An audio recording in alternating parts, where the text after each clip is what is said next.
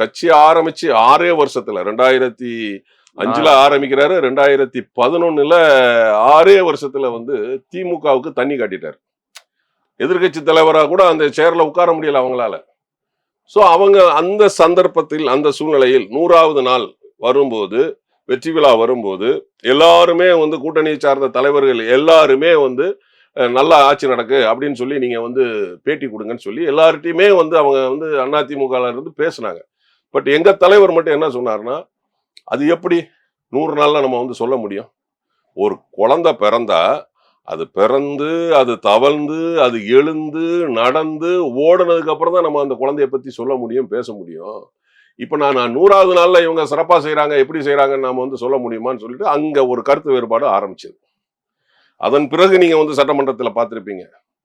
அதுக்கு பிறகு ஒரு 4-5 மாசம் 6 மாசம் கழிச்சு ஐ திங்க் சங்கரங்கோயில் எடுத்து பிப்ரவரி 1ஆம் தேதி 2017 ஐ திங்க் 16 ஆறு 17 அம்மையார் இறக்குறதுக்கு கொஞ்ச நாளைக்கு முன்னாடி, அம்மையார் டிசம்பர் வந்து 5ஆம் தேதி ஏதோ மறைகிறாங்க.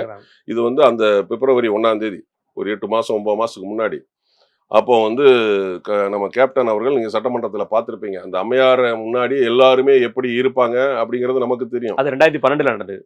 2012 பிப்ரவரி 1ஆம் தேதி. அப்போ நம்ம எல்லாருக்குமே வந்து அம்மையார் முன்னாடி எப்படி நிக்கணும், எப்படி வணக்கம் போடணும், எவ்வளவு குனியணும்னு கிளாஸ் எல்லாம் எடுப்பாங்க. அதெல்லாம் நம்ம கேள்விப்பட்டிருக்கோம்.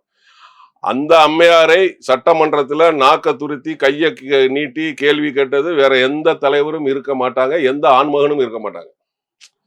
அப்ப கூட குரல் கொடுத்தது பால் விலையும் நீங்க வந்து கரண்ட் பணத்தையும் ஏத்திட்டு நீங்க வந்துட்டு சங்கரங்கோயில நின்னுங்க அப்படி இப்படின்னு தான் தலைவர் எல்லாம் பேசினார்.